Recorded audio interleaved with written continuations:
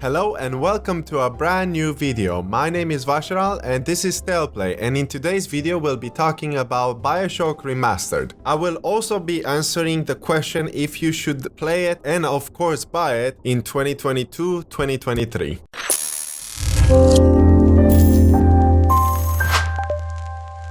Bioshock was launched back in 2007, and it's a first-person shooter game developed by 2K Boston and 2K Australia and published by 2K Games. The Bioshock Remastered version actually came out in 2016 with the Bioshock The Collection, which contains Bioshock Remastered, Bioshock 2 Remastered, and Bioshock 3 or Bioshock Infinite. I have to be honest, it is my very first time playing the Bioshock series, and honestly, I don't know what really took me so much to pick this game up. I was surprised about the story and the whole gameplay aspect of this game, because I can see that this game managed to revolutionize the first-person shooter genre, and I can clearly see that a lot of other first-person shooter games have actually managed to get inspired from Bioshock, and I'm really glad that I've managed to pick this game up eventually. Despite the game's age, I honestly think that this game still holds up in many areas regarding the gameplay. From a large variety of weapons to a large variety of abilities, I'm really surprised how intelligently made and fun this game has been even today after so many years.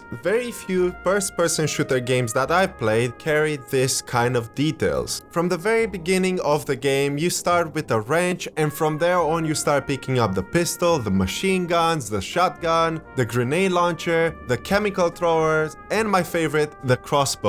What's really good about this is that you can also upgrade every single weapon, giving them special bonuses for damage and having more ammunition, to the simple fact that each weapon feels useful in its own way and in combination with other things that you will discover along the way, such as the camera, where it allows you to scan your enemies and find out their weaknesses. You can use those weapons to actually effectively eliminate each target depending on the difficulty that you play, but as well making sure that you survive in each encounter. Also, what I really found cool about this one is the fact that when you upgrade your weapons, you can actually see visual changes to the weapons itself. I know it's a small thing, but I really appreciate those small details. As you progress in the game, you start discovering different types of ammunition that you can use to help yourself shred enemies a lot quicker. For example, if you're trying to kill a Big Daddy, they have a strong armor, so using maybe a machine gun that has armor penetration, it is much more easier and much more effective to take them down quicker and safer. But aside from shooting, you also have abilities in this game, which makes the whole gameplay a lot more interesting. At first you start with an ability, for example, at shooting lightning, and you can interact with environments such as water. Well, instead of trying to hit your enemies with the lightning skill, you could hit the water that they're standing in, and that would electrocute and instantly kill them afterwards. Another cool thing about these abilities is the fact that each element interacts differently with environments. For example, if you're using the fire ability while they're standing in the water, they will immediately not be affected by it because the fire would get extinguished. Each element that you're actually using have their own special traits. For example, the lightning stuns the enemy, and if there are turrets or patrol units that are actually mechanized, you can actually deactivate them and then you can hack them if you want to. But for humans, you will actually stun them, and if they're standing in the water, as I've said, they will get electrocuted and die. Fire is a lot more effective against humans, they do a lot more damage, and it's easier to shred armor off of Big Daddies or other enemies that you encounter. I prefer to use that ability for doing the most effective damage and staying safe, as well as using my shotgun or anything that I could shoot from afar without having to worry about them getting close to me. Then you also have ice that you can actually stun them completely, and that gives you time to heal yourself and maybe reposition yourself in such a way that you're a lot more safer, and in the same time you can actually break them if you're actually shooting them while they're being frozen. There's a lot of other abilities that you can experiment. I've just named a few of them which I mainly use later down the line, because I realized that I really enjoy to do that and actually control the whole environment around me. And as you get familiar with the game, you will realize more and more patterns and where you have to switch between abilities and your weapons in order to become more and more effective. But of course, you need to learn by actually taking pictures of the enemies and actually learning everything about those, while in the same time you will get rewarded for scanning them. Ammunition in this game comes really scarce, especially if you're gonna play this game on harder difficulties. I found it quite difficult to manage my inventory, and oftentimes I would run out of bullets or health potions or Eve potions that helps you to recover your plasmoid, which acts like a mana that helps you basically to use your ability. As a player who likes to 100% games, I found this game quite easy to follow up, as the map is not too difficult to understand, and I honestly think that if you are gonna go and explore every nook and cranny, you will find new stuff like abilities, weapons, as well as more ammunition, and in the same time logs that help you out better understand the world around you and the story. So exploration in this game is, in my opinion, required. It's really fun. Areas don't feel like a copy paste, and I really enjoy to explore and see what this world has to offer. Throughout your exploration phases, you will encounter puzzle areas which are really cool to do. So I honestly really enjoy the gameplay aspect of this game. Visually, this game still looks really good, especially with the remastered version where there are a few details added. I still feel like this game stands out in many areas, and the art direction is really interesting,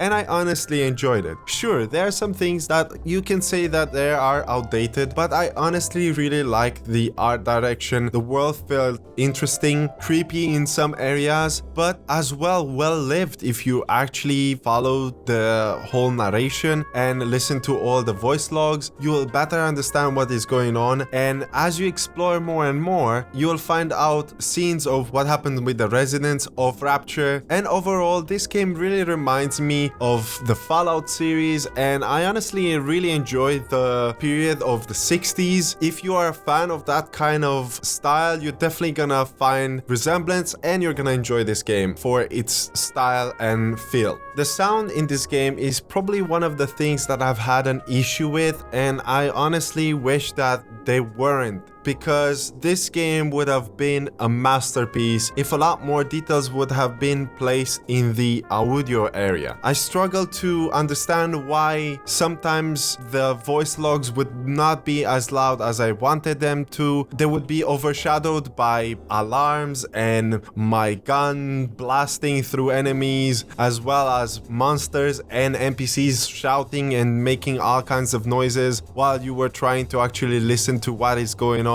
I really struggled to enjoy that part, and I understand that there are mods out there that actually can fix those things, but not 100%. So what you need to do is probably reduce the sound of the sound effects and blast the voice logs, because it was really tough to understand sometimes what was going on. And unless you stayed in one place to actually listen to each voice log without going out and trying to kill somebody, you would miss out on key information like I probably did. Still, that did not stop me from actually enjoying the game, but I had to make a remark that I wish the audio aspect would be a little bit more polished, especially with the remastered version. I don't know how the developers actually skipped this area, or maybe I was doing something wrong. The narration and the voice acting overall, I have absolutely no problem at all. I think that a lot of the actors performed excellent. Some of them really impressed me with how well written and how well narrated they were, as well as the story, how it progressed and how the characters felt throughout the whole thing. I really enjoyed it, but as I said, that was my only issue, and I wish it was addressed. Now, I did try to play this game on the Steam Deck. I just wanted to try it out and see how it feels. This game is playable on the Steam Deck, although I personally had no issues when it came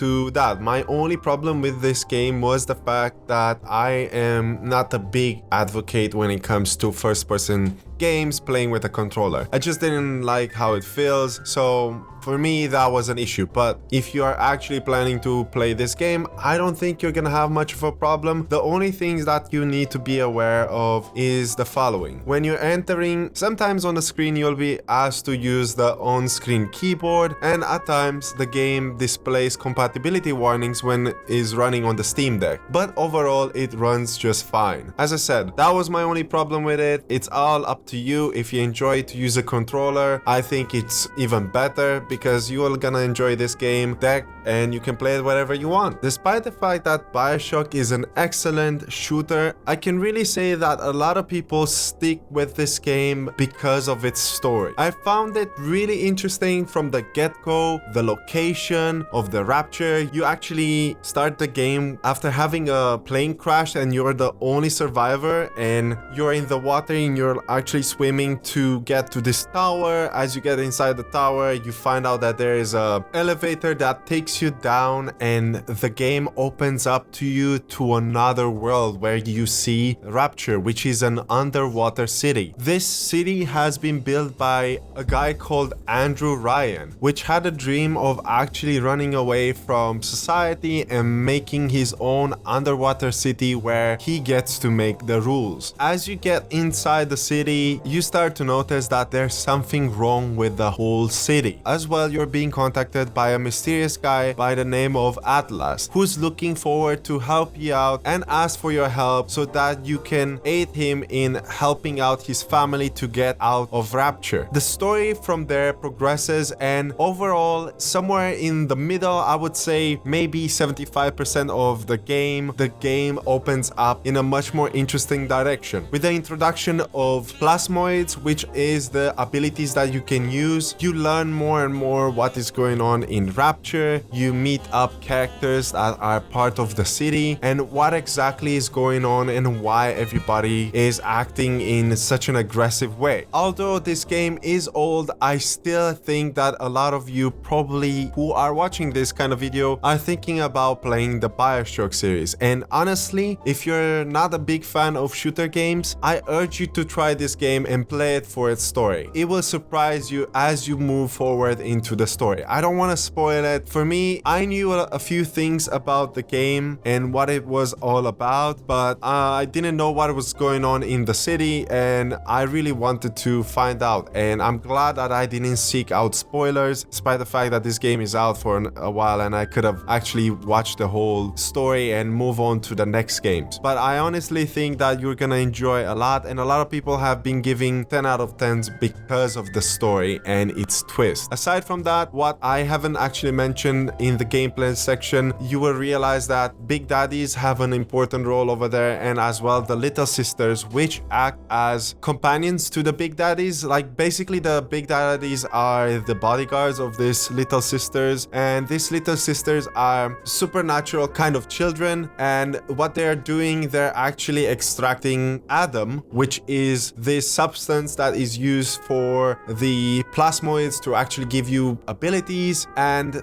they're basically helping out to recycle the city by doing that. So the story starts that you can choose if you want to go with helping the Little Sisters by liberating them or by actually absorbing them. And if you're looking to get the good ending, I would suggest that you actually try to save them all, and in the same time you will be a lot better rewarded if you actually plan to do so. I haven't tried to actually go with the evil path where I would consume them, but if you want to actually do that, it's really up to you. The game is giving you at least that freedom to do so. So yeah, I think that you are definitely gonna enjoy this aspect, and even if this game might be a little bit outdated, it still runs quite well, it still looks quite well, and the story is really good. So to wrap this one up, I want to say that Bioshock Remastered is one of the most interesting games I've played in 2022, and I'm looking forward to play the sequel. I know that the second one might not be as good, but it remains to be seen. I was really invested in the story. I really thought that that the gameplay was kind of cool. Some areas I wish it was a little bit different. As I said, the polishing of the visuals. Few things were the crosshair that I wish it was smaller or a little bit more modernized. But in the end, I can understand that it tried to have a different feel. I honestly think that you're gonna have a lot of fun if you're planning to actually pick this game up for its atmosphere, location, story, and visuals as well. You're gonna have a ton of fun, and I honestly recommend it. Get it with the Bioshock collection, play the whole franchise if you can, because it's totally worth it. So yeah, that's all from today's video. Would you kindly subscribe to our channel and give us a like as well? Turn on all post notifications so that you never miss a thing. My name is Vashiral. This has been a Tellplay review video. I hope to see you guys in our next video. Take care. Bye bye.